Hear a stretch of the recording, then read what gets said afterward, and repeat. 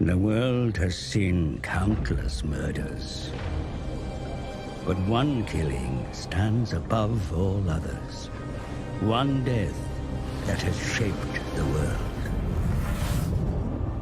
Malekith, son of Aenarion, was betrayed. The elven princes crowned Bel-Shannar as the second Phoenix King. Sir Malekith brooded and poured his hate into a single cup. Malekith toasted Bel-Shannar, then stepped over his dying body and into the sacred flame of kings. But the fires stripped his flesh, and with a final scream, he hurled himself back from whence he came. His body was taken north, and a suit of armor forged. Malekith was reborn. The Witch King, and in his shadow, legions raised. Decades of civil war followed.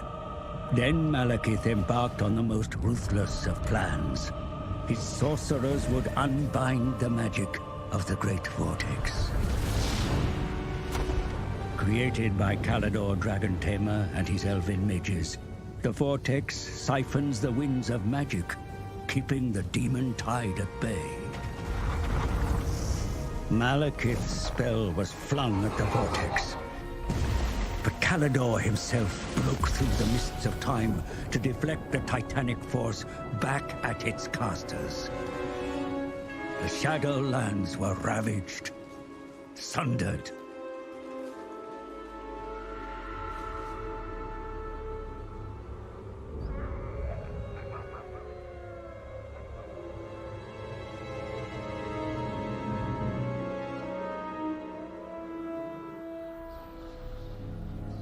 You live.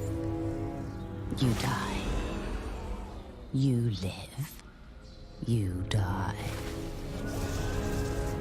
Servants, you amuse me. The dragon with two tails hangs in the sky, and you indulge in petty games. You summoned me, Your Highness.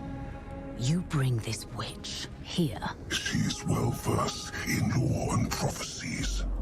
She will betray you, my son, as all have done. She's indebted to me. I have her soul.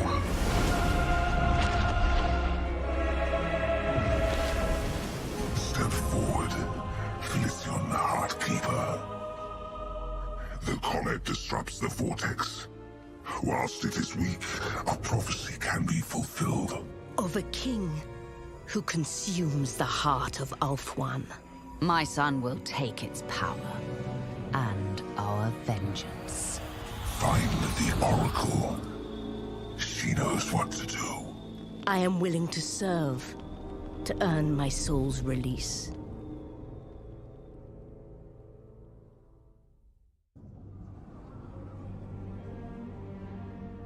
The ritual cast, and magic bound within the scrolls of Hecate was unleashed, lighting the dark skies of Nagaroth. The sorceress Felicion was joined by a murderer, one that hunted in the shadows. They looked upon the island across Poison Shore and waited. Approaching the island was all but impossible. Yet the ritual gave the sorceress ingress.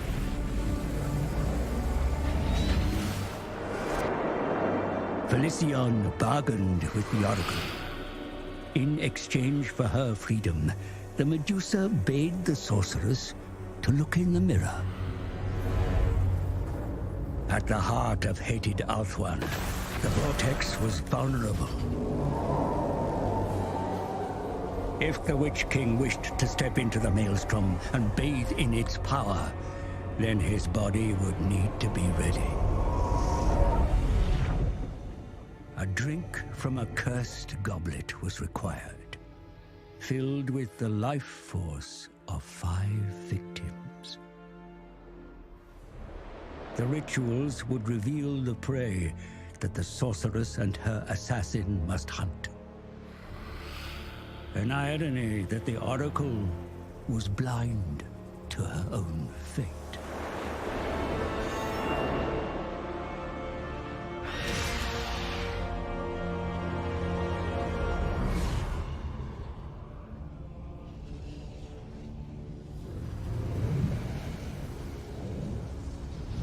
Four more rituals, 4 more sacrifices needed to fill the goblet. Then the Witch King may drink and be ready to enter the Vortex. More of Hecate's scrolls must be found.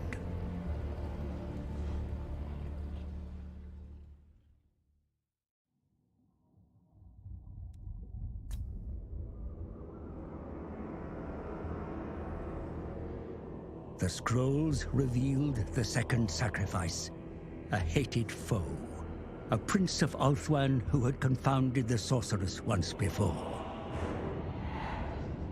The assassin took his blood, and she reveled in death.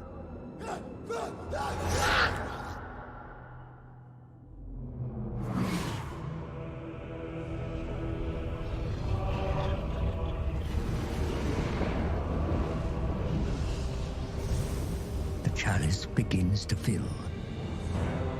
But more of Hecate's scrolls are needed to find the next sacrifice.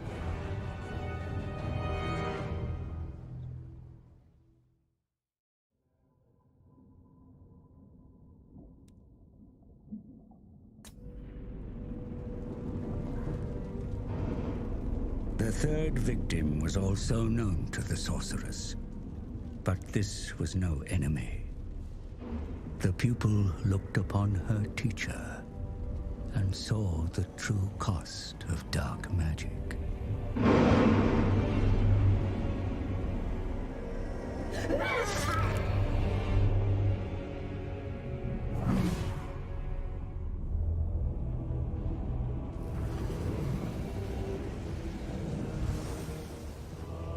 Success breeds expectation, and the Witch King demands. Especially when there are others who incite their own rituals of possession over the Vortex.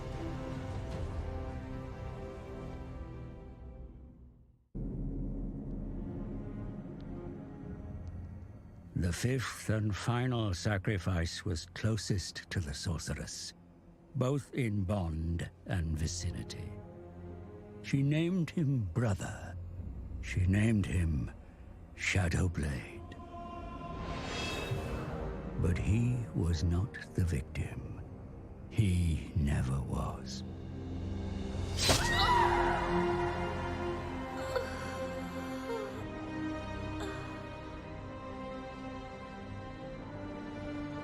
The betrayal amused one who had watched from afar.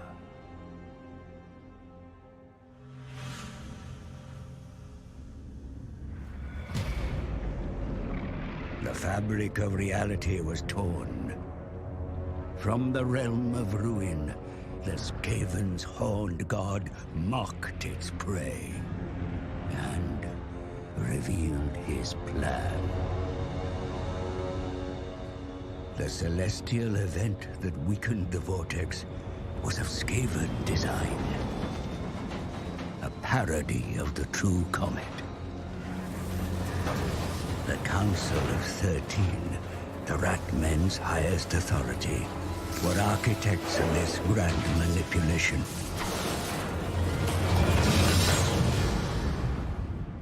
Its task complete and fuel expended, the rocket fell back to the surface.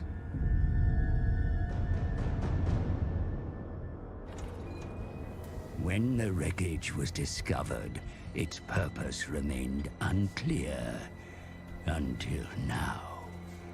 It was the catalyst to weaken the Vortex and goad the other races into action.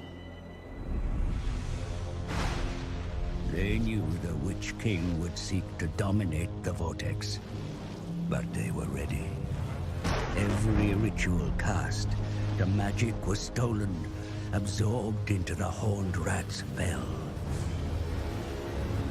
Now soaked in ritual power, the bell will be moved to Ulthuan's heart. If it tolls 13 times, the Horned God shall emerge from the Vortex, the world doomed.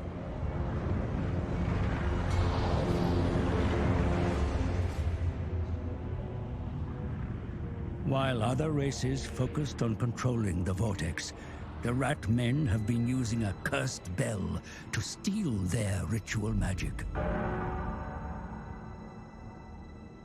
There's no time for a murderer to grieve his sister.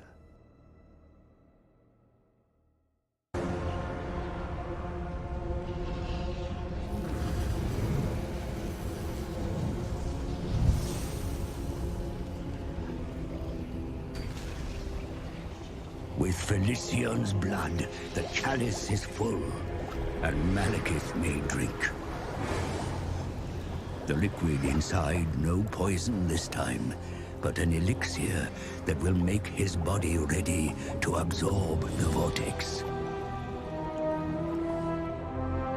But first, a god must be halted. The accursed Skaven. They claim the Vortex, their devious schemes twisting it into a portal. If the bell sounds 13, the Horned God steps unto the mortal realm. Forces gather on the Isle of the Dead, where the greatest battle of our age will be fought.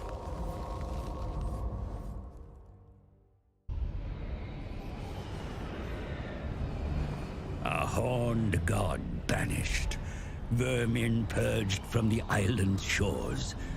The Witch King has the prize. Ulthuan and its Vortex are mine. My son has his revenge. And so the Vortex is ready to receive its Dark Elf master. A new era begins.